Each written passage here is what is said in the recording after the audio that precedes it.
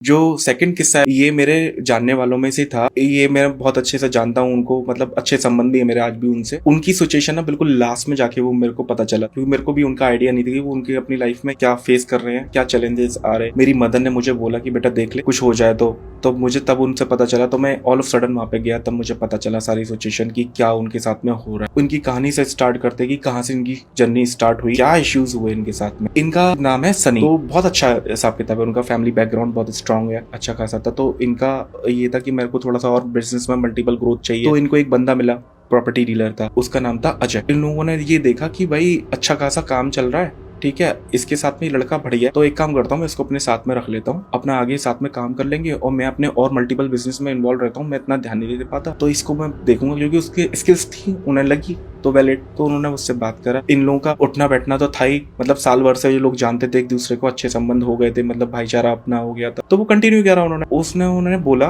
सनी भाई ने अजय को कि अजय यार एक काम करते हैं कि चल अपना दोनों स्टार्ट करते हैं बिजनेस, मेरा सारा पैसा लगेगा, तेरे को दिक्कत है, तेरा फाइनेंशियली है, ठीक है, मुझे पता है कि तेरे को दिक्कत है, तू टेंशन मत ले, तेरे को बस ये क्लाइंट सेटल करने हैं, मैं तेरे को क्लाइंट डेटा भी दूंगा, मैं अपने क्लाइंट जो भी मेरी अपनी बैकग्राउंड में है, जो बैक से चल रहे हैं, क्योंकि उनको था एक्सपीरियंस 10 साल से रियल एस्टेट में।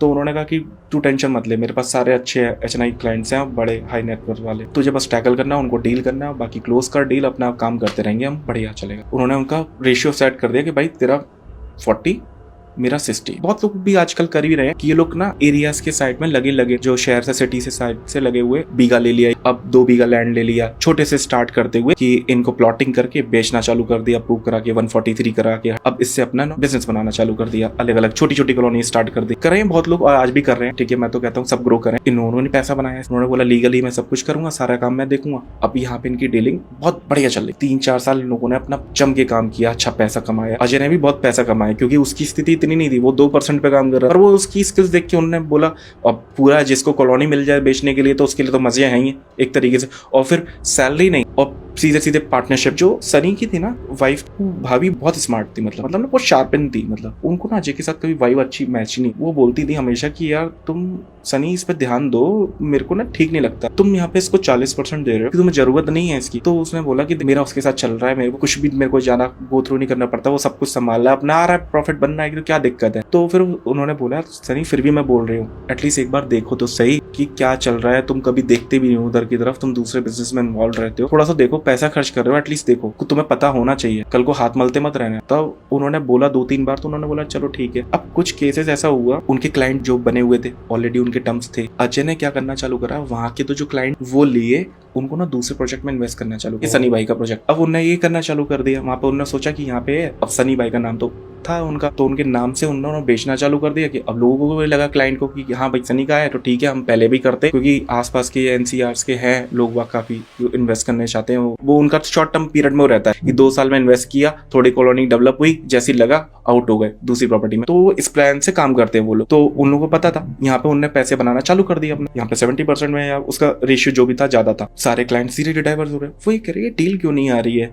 बात कर रहा हूँ कि हाँ सनी भाई और सब बढ़िया। अब उन्होंने इन्वॉल्व होना चालू कर दिया, देखना चालू कर दिया। तो वहां पे ना उन्होंने पकड़ा कि भाई ये तो गड़बड़ हो रहा है, बात करना चालू करा क्लाइंट की, आ क्यों नहीं रहे, कि क्या दिक्कत है। हाँ सनी भाई मैंने कर दिया, आपका इन्वेस्ट कर दिया, कहाँ कर दिया, अरे आपका प्रोजेक्ट चालू हुआ है ना नया वाला, अजय भाई ने तो बताया था। तुरंत उन्होंने अजय भाई को बुलाया कि भाई क्या चल रहा है भाई, ये क्या, ये तुमने क्या कर रखा है। अब 4-5 साल का आप समझो किसी के साथ रिलेशन हो तो ये बात करने में भी हिचका जाता है आदमी कि भाई मैं सब कुछ दे रहा हूँ। तो उन्होंने कहा चल मैं बात कर लेता हूँ। अब वहां पे बात करी, अजय को बोला कि तूने ऐसा क्यों किया, मतलब मैं सब कुछ तो तेरा था, तुझे क्या चाहिए और तू बोल, अगर तेरे को अगर कुछ है तो मुझे बोलेगा तो मैं करूं, करते ना, क्या दिक्कत है। तो बोला कि नहीं भाई गलती हो गई, ऐसा नहीं है, आगे से नहीं होगा, कुछ नहीं। पर ये कहते हैं ना कि चोर की चोरी पकड़ी जाए ना तो वो नए तरीके देखता है चोरी करने के। तो उन्होंने उस टाइम पे छोड़ दिया चलो, पर उन्होंने ये वाली बात अपनी वाइफ को भी नहीं बताई कि चलो ठीक है यहाँ से हो जाता है, वो भाईचारे में आदमी आ जाता है ना कि चल ठीक है गलती हो गई। अब आगे क्या हुआ कि थोड़े टाइम बाद ना उन्होंने फिर देखा कि उनके नाम से उन्होंने क्या कर दिया कि वो तो बाहर चले गए अब्रॉड में, तो अब सारा चीजें मैं ही देखता हूँ। तो उनके सारे क्लाइंट्स को टैकल करना चालू कर दिया। अब उन्होंने सोचा कि मेरा टाइम पीरियड, उसको पता चल गया कि अजय को देखो कि मैं अब ज्यादा नहीं है, मेरे को पता चल जाएगा क्लाइंट इनके ही है, तो मैंने ना इनको भेज दूं, जितना मैक्सिमम उठा सकता हूं तो उठाऊं, तो ऑल आउट हो जाऊं, फिर बाद में देखता हूं। क्योंकि इन्वेस्टर के लिए तो उसके पैसे लग गए तो कोई दिक्कत नहीं है, बिक भी जाएगा, उसको तो प्रॉफिट है, तो वहां पे तो कोई डीलिंग नहीं है। पर क्लाइंट सारे उनके बने हुए हैं, सारी फेस वैल्यू, उनकी फेस वैल्यू बंदे की यूज हो रही है, बिना ट्रस्ट के क्या चलेगा। तो वही उन पे ट्रस्ट पे उन्होंने किया अपना का। अब उसने उठाया, सारे क्लाइंट कन्वर्जन चालू पूरा। अब क्लाइंट से बात कर रहे हैं, फिर उन्होंने फिर दोबारा देखा भाई ये क्या हो रहा है, कि एक बंदे ने उनको कॉल किया कि सनी भाई कहाँ चले गए हो, मतलब आप क्या इंडिया कब आओगे? कह रहे इंडिया, मैं तो इंडिया में हूँ।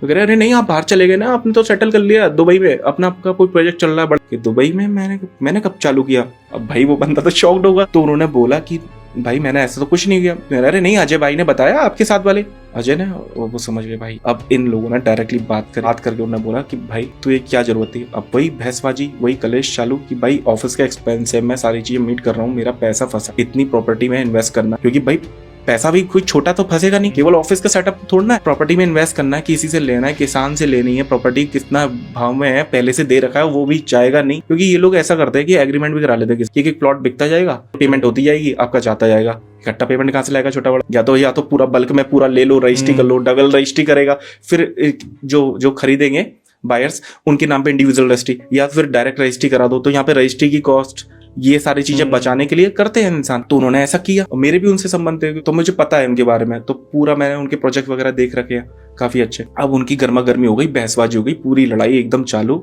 मतलब इतना हो गया कि मारने पर बात चालू हो गई, क्योंकि उसने बदतमीजी, उसे पता था अब मेरा तो ये लास्ट है ही है, जितना निकाल सकता था मैंने निकाल लिया, अब ठीक है आउट। सारी चीजें वहां पे एट दैट एंड हो गई कि भाई अब तेरा मेरा कोई रिश्ता नहीं है भाई, ठीक है खत्म। उनके जो डॉक्यूमेंट है लीगली उन्होंने फिनिश कर दिया, आगे उन्होंने अपना कंटिन्यू करना चालू। उनकी वाइफ ने कहा ठीक है टेंशन मत लो, मैं हैंडल कर लूंगी। उनकी वाइफ ने उठाना चालू कर दिया, अपने बंदे रखे, कॉल पर बैठाए, टीम खड़ी बिजनेस ग्रो करना चालू कर दी। अब उनको लग रहा था भाई ये चीज तो बहुत ज्यादा जा रही है। अब वो गर्मा गर्मी में ना अजय बर्दाश्त नहीं कर पाया, जो उसको शब्द बोले, वो जो लड़ा, वो उसको ना जहन में बस गई।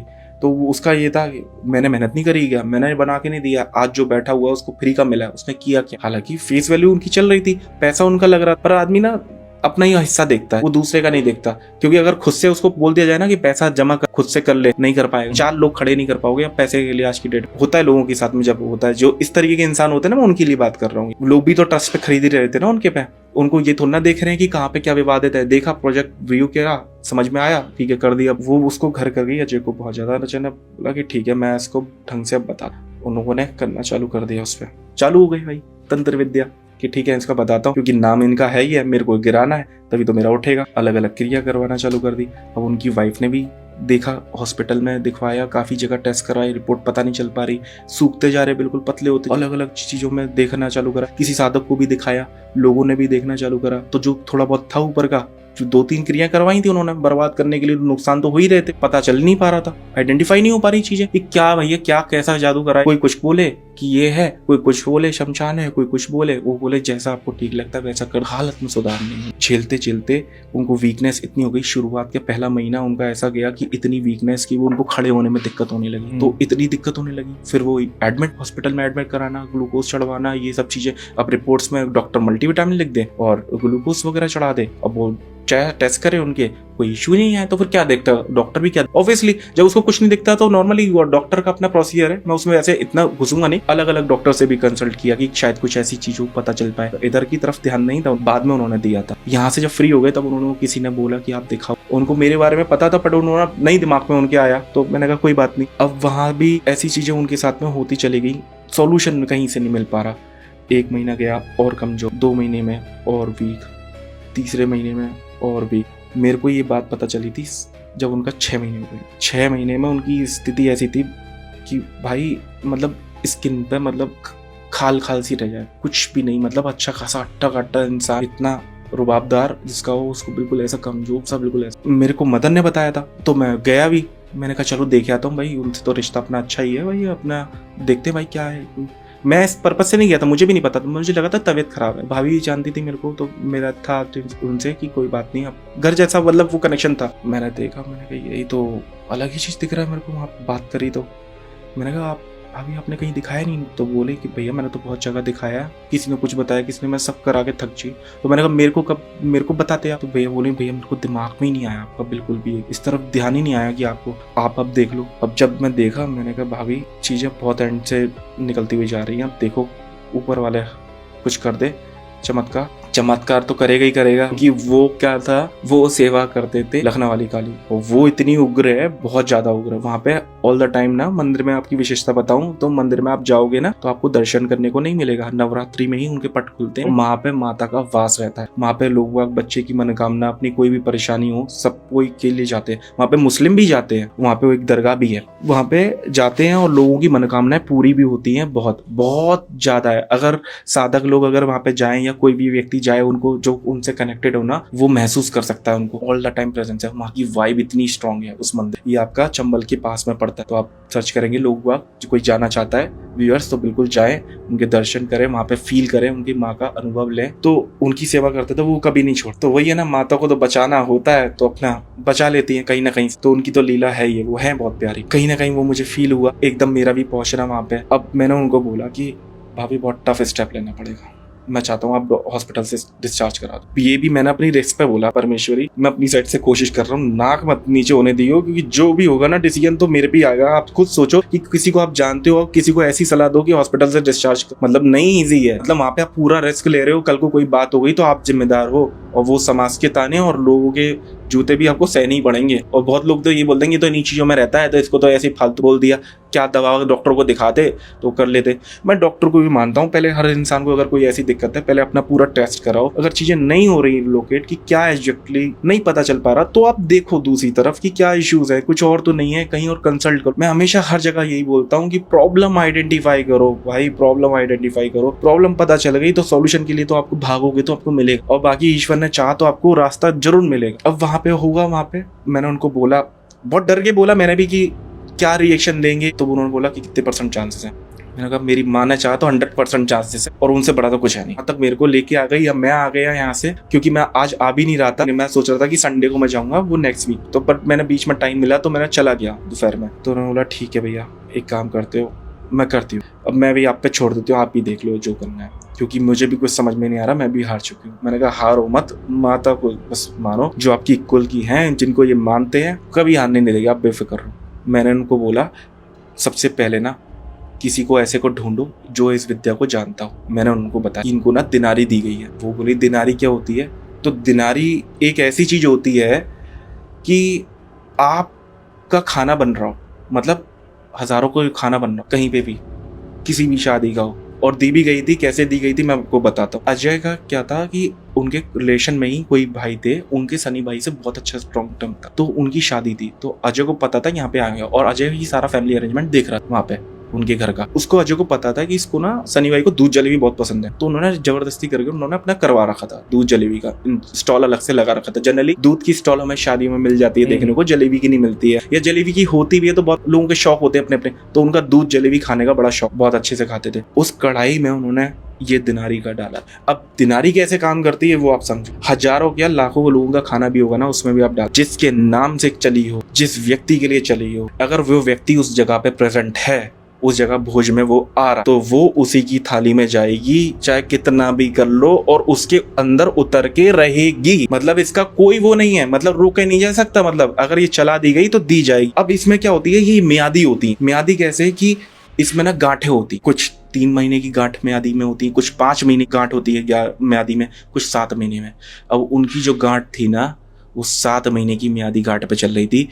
उनकी 6 गांठ घुल चुकी थी, 1 गांठ खुली और सूखते गए, 2 गांठ खुली और सूखते गए, तीसरी, चौथी, 5वीं, छठी गांठ में बिल्कुल एकदम ऐसे हो गए थे, और 7वीं अगर खुल जाती फिर उन्हें कोई नहीं बचा सकता, वो फिर बंदा डेड है, नहीं बच सकता था। अच्छा दिनारी का मेरे को पता है, पर दिनारी का मैं ट्रीटमेंट करता नहीं। दिनारी के ना स्पेशलिस्ट अलग होते हैं, मतलब वो लोगों को होते हैं, उनके अपने पिछले से चली आ रही होती क्रिया, तो उन लोगों के पास। तो मैंने भी ढूंढा, मैंने कहा आप भी ढूंढो, मैं भी ढूंढता हूँ। उनको मैंने बोला मिलेगा, मैंने कहा परेशान मत हो, कोई तो मिले। फिर पता चला वाया से एक बंदे के पास में हम पहुंचे, उस गाँव में, उस जगह पे। तो वहां पे पहुंचे उनके पास में, तो उनको दिखाया। मैंने कहा बाकी सारी चीजें तो मैं तंत्र में देख लूंगा, टेंशन मत, ये करवा लो बस। तो उन्होंने काली मिर्च दी पढ़ के, काली मिर्च देते हैं वो अपना ऐसे पढ़ के, वो ऐसा होता है। काली मिर्च भी ये बोलेंगे अपने पास से लेके आओ, नहीं तो उनको लगेगा कि बेवकूफ बना दिया है। लोग वक्त तो क्वेश्चन तो कहीं भी उठा देते हैं, उनका क्या। तो उन्होंने दी काली मिर्च पढ़ के, उनको खिलाई, थोड़ी देर बिठाया, उन्होंने, उनको हुई वॉमिट में उनका निकला एकदम धागा। अब ऐसा पतला सा काला धागा निकला, उसमें 1 गांठ लगी। मैंने कहा परमेश्वरी धन्यवाद, तूने लाज रख ली बस। क्योंकि मैंने भी अपनी साइड से बड़ा रिस्क लिया। मैंने कहा अब मैं देख लूंगा जो बात है। अब वो निकल गया। मैंने फिर उन्होंने नियम बताए अपने, मैंने कहा आप जो ये बता रहे हैं वो फॉलो करो। फिर उनको भी उसके बाद ऐसा लगा। अब इसमें होता क्या है, सिम्टम्स भी मैं आपको बता दूं थोड़े बहुत जो मुझे पता है। इसमें ना गले में ऐसा लगेगा फांसी, मतलब कुछ भी आप खाना खाओगे ना, निगलोगे तो ऐसा लगेगा अटकन हो रही है, यहाँ जलन सी हो रही है, इस तरीके की महसूस होगी। और कोई पता चलेगा कुछ और सिम्टम्स नहीं, बंदा सूखता ही जाता है, पता नहीं चलता है क्या हो रहा है। बस यही सिम्टम्स हैं छोटे छोटे जो हम कैच कर पाते, क्योंकि नॉर्मल पब्लिक को तो नहीं पता है ना, ऑडियंस को नहीं पता है कि क्या है एग्जैक्टली क्या इश्यू। तो थोड़े थोड़े सिम्टम्स भी ना हमेशा ध्यान देने चाहिए कि कुछ हो रहा है तो इधर तो नहीं है या इधर तो नहीं है। ऐसी ये दिनारी वाली विद्या करी गई, ये फिर वो सॉल्व हो गई। फिर बाकी फिर मैंने उनका तंत्र बाधा सारी काट करी, सारी चीजें करी। आज वो स्वस्थ है, हैप्पी है, ठीक है। तो माँ ने उनको बचा लिया।